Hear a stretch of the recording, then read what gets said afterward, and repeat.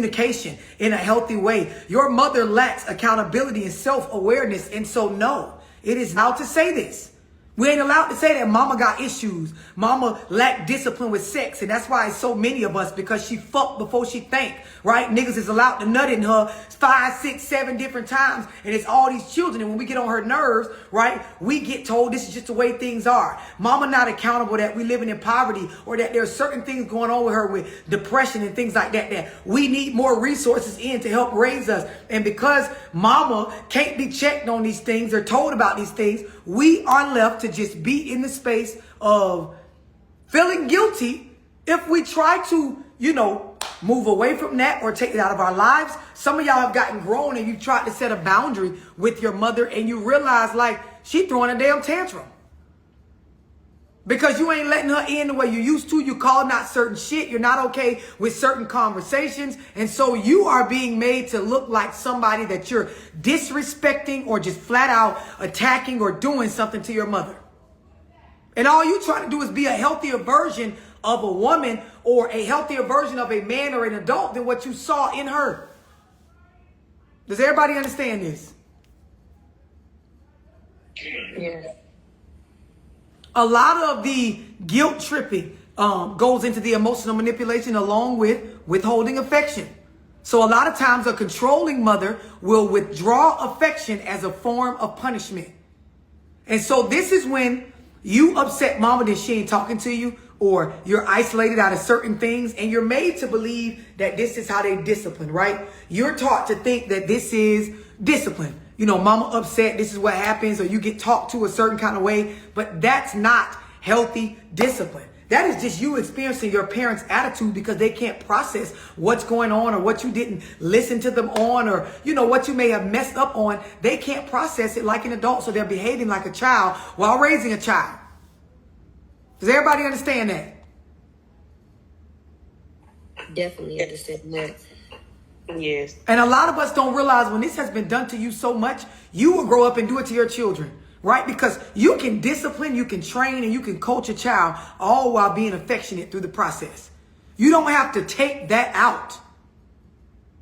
The connection, the intimacy, the space where they still feel comfortable, right? And some of y'all know exactly what I'm talking about, because when you're growing up, you never got an apology from your parents, right? It was more of, you do what I tell you to do. When you don't, I'm going to treat your ass in a very harsh way. And then later on, if I do, as the parent or the mother, feel like, damn, I might have overdid it, or that was too much, I just call you in here and ask you, do you want something to eat? Or say, put y'all shoes on, I'm finna take y'all somewhere that I know y'all like. Or, I may go in there and actually want to go to the store and get a toy or item or some shoes or some clothes or something. And this is how I reconnect with you. But there's no real affection. There's no true intimacy. There's no, let me make sure this child understands what I'm doing. It's more about fuck if you understand or not. Just do what I tell you to do. And so when you're 0 to 5 and you are trying to keep a child safe, right?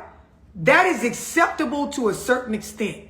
But when a kid is in that age of training, that 6 to 12, things have to make sense. The shit has to be backed with reasons, because otherwise it will just look like I'm supposed to conform to this, or he or she as the parent will do this to me. And then once I'm out from under them, I can go do it when I ain't around them, because I only don't do it because it will make them upset. Not because I actually understand a bigger reason as to why. And this is why a lot of people hit that teenage age, that late teenage age of 17, 18, 19, and they making so many poor choices, and it's looked at as rebellion. But it's really like, all I understood was you didn't do this when you was young because mama didn't want you to do it, not because you actually understand how it affects your life.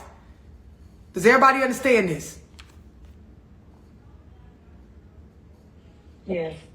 There is also that fear of failure that's used as manipulation. Right? And so some of y'all know what I'm talking about, because when you got grown, you realize there was a lot of things that you did not do because your mama made you feel like, what if it don't go well? Child, that shit don't work, your ass gonna be around. Don't come asking me shit. I done told you I wouldn't do that. Why you trying to start a business? You done watched all that shit on the internet, and now you're trying to fear of failure. Not realizing that working a 9 to 5 all your life, taking advice from somebody whose life don't look nothing like what you want your life to be in regards to success is failure in its own right then. Does everybody understand this? Yes. After the fear of failure, there's the emotional outburst where they respond with anger or manipulation or the silent treatment when their child disagrees with them or you make your own choice. Anybody ever made a decision on something and, you ain't even thinking about nobody else when you're doing it? Like, this is a choice for me. This is what I want for myself. And then when your parent, specifically your mother, finds out, now it's like you've done something to them because you didn't tell them that you was finna do that. Why you ain't tell me that you was finna? Well, dang, you just doing anything now. I see Kiara said I have. Who else? It's almost like you're being confronted for making a choice for your life that you got to stand on and follow through, not them. I watch people take so much advice, male and female, from controlling, unsuccessful, oftentimes low vibrational. When I'm saying low vibrational, lack of emotional management, lack of financial literacy, lack of discipline with key areas in life as an adult. I watch them take advice from mothers like this. And then they don't realize, like, you got to clean up the mess, right? You're the one that she has so much of an opinion. But even if she's helping you with cleaning up the mess, you're the one that actually has to wear the reputation and the responsibility for what your life look like and what you're cleaning up. Does everybody understand this? Yeah. Yes. Anybody got any questions on this part?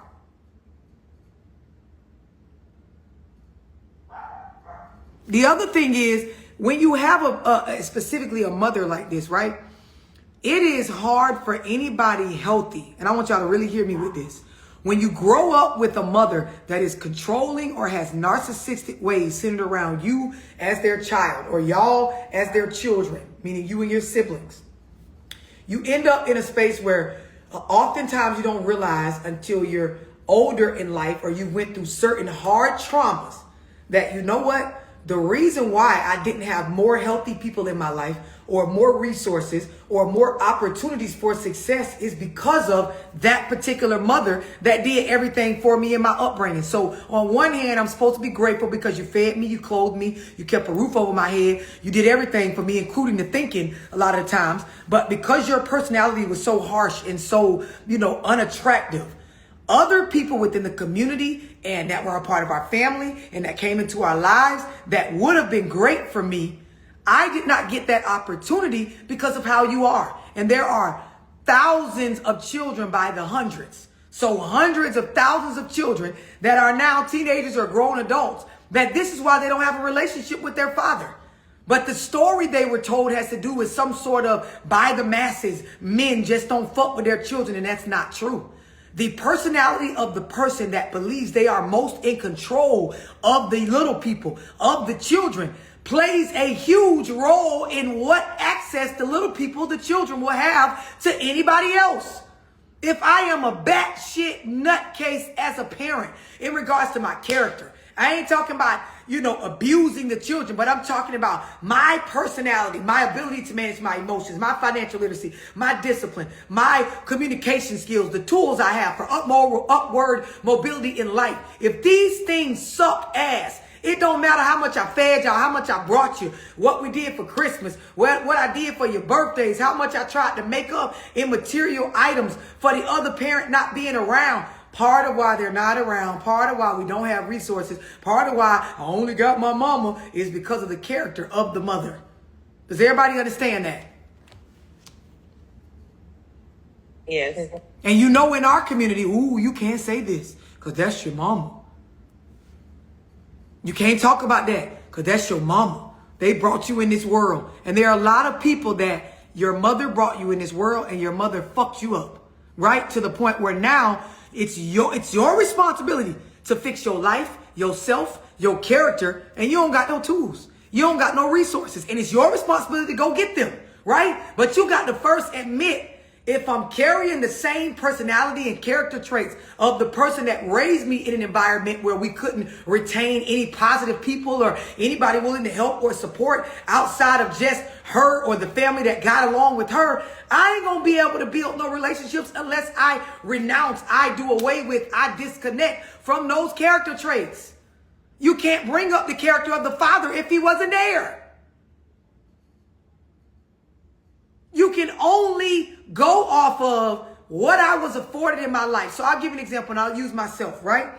If I raised my children up where I am in a space of I can't manage my emotions. So if you rub me the wrong way, if we disagree, if you do something that I feel like you shouldn't have done, I can't manage my emotions, so I go off on you. I will handle you a certain way, is fuck you, right? If I am not flexible, right? Because oftentimes people that can't manage their emotions, they're not flexible. They don't know how to compromise. They don't have conflict resolution skills, right? I'm this mother. My daughters would not have very many resources and the co-parenting situation would be strained simply because of my character. It don't even matter before we even get into whether the dude want to be around or not. It could be somebody that they want to be there. They have the resources. I am ready to co-parent with you, love, even though the relationship didn't work out. If I'm in a space where this is my character, ain't nobody gonna stick around or keep trying, right, to be in a child's life when there's this monster that comes along with interacting with these children. And this goes for grandparents. This goes for, cousins, aunties, uncles, extended family. This goes with resources in the community. And the reason why I understand this so well is because now I've said this before. I interact with educators a lot, right? Teachers, coaches, guidance counselors, mentors, tutors.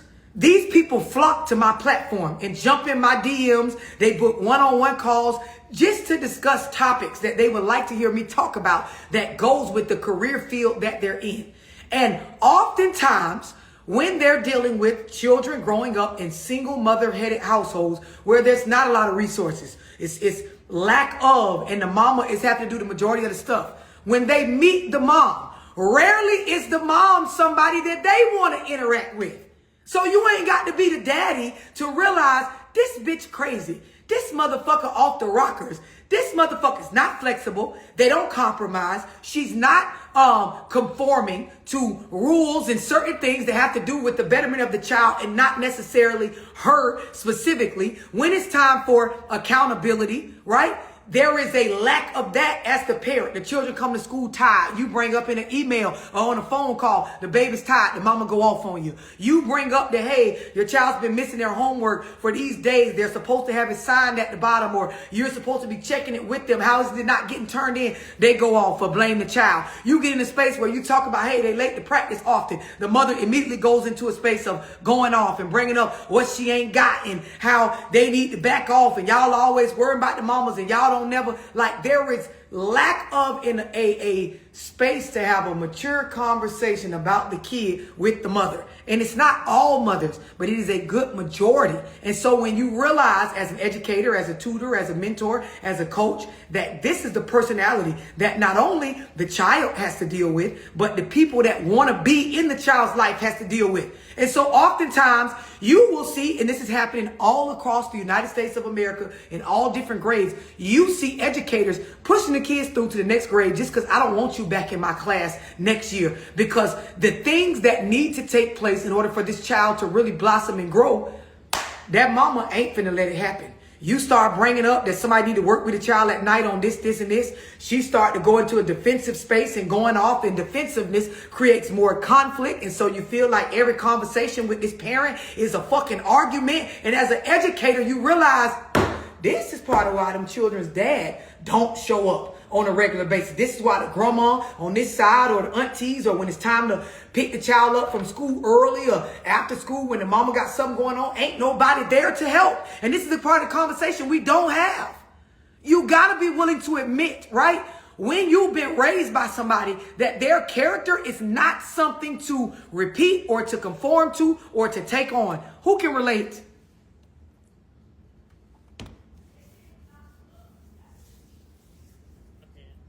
I can. It's so important to be honest with yourself, right? As we get grown, we choose relationships based on how we believe we can get along with the person, right? It's so easy to understand this. If I'm dating, right, I'm not going to wake up and choose to interact with somebody that constantly creates conflict, or they can't manage themselves, or they make it the responsibility of others, right, for everything that's happening to them, or it is always this victim mentality or lack of accountability, or they are not flexible, unable to compromise. Things are always about them and what they went through and what you did to them. Can't let go of the past. I talked about that earlier. Like, you don't know how to let certain shit go, that it's just time. Some stuff you ain't gonna get no closure. You ain't gonna get no exit conversation. It happened and you got to move forward, right? If I'm grown, I'm not finna deal with nobody that got this shit going on, right? I'm not going to wake up and choose to date the guy if I'm in my right mind and in a healthy space that has this stuff going on. So then why on earth would we believe from a parenting space that family and friends and community are just going to continue to show up for a kid that comes along with a monster like this? And in our community, that monster, right, is mother, and you can't say nothing to them because that's their mama. You can't do that. That's that boy mama. Child, you can't say that. That's them kids' mama. Girl, if that child mama want this. And this is just the rhetoric and the dialogue that goes on. And so it puts it in a space where what you end up with as a child, as far as resources, opportunities, the stuff you know, a lot of that shit has to do with the mother that was with you along that entire journey of childhood. Does everybody understand this? Definitely understand that. When you're dating and you meet the men that put their hands on you, they can't control their emotions, and you realize, hold on, he have no father in his life, right? So it is 100% it affects from a absent father. But then you realize, like, most of these character traits this nigga got, he got them from his mama. Most of the ways that he think, he got it from his mama. Most of the times that he, assumes or goes off, or there's a lack of responsibility. When you meet these dudes that they 29, 35, 40 and ain't in their own place. They always living with somebody. It's living with the woman. We break up. I'm back with my mama. Then I'm dating somebody else. Eventually I move in with this person. And it's just a reoccurring cycle. There is always in between jobs or in between holes, or a lot of this shit has to do with taking on the traits of the single mother that raised them. Because men teach men to be independent. Even if you picking up some negative habits from the man in regards to dealing with hypersexual or, chasing females, you're going to get this space of you got to take care of yourself. Meaning from a providing space, you got to stand on your own. And when you meet men that lack the father figures in their upbringing, and it's mostly just a mom, especially a controlling mom, you gonna catch hell in a relationship with a nigga like this until he get out in the world and experience certain things that men need to experience when dealing with other men and learning how to grow the fuck up as a man. When you meet women that oftentimes they are raised by a mother that is controlling, there's the victim mentality, there's the lack of responsibility for the choices that are made over their life, there is the not being flexible or unable to compromise. And so a lot of their life will be the seasons, or you'll find yourself in that season where it's like, this is why I don't fuck with too many people, or I'm by myself, or you lack the skills and tools to maintain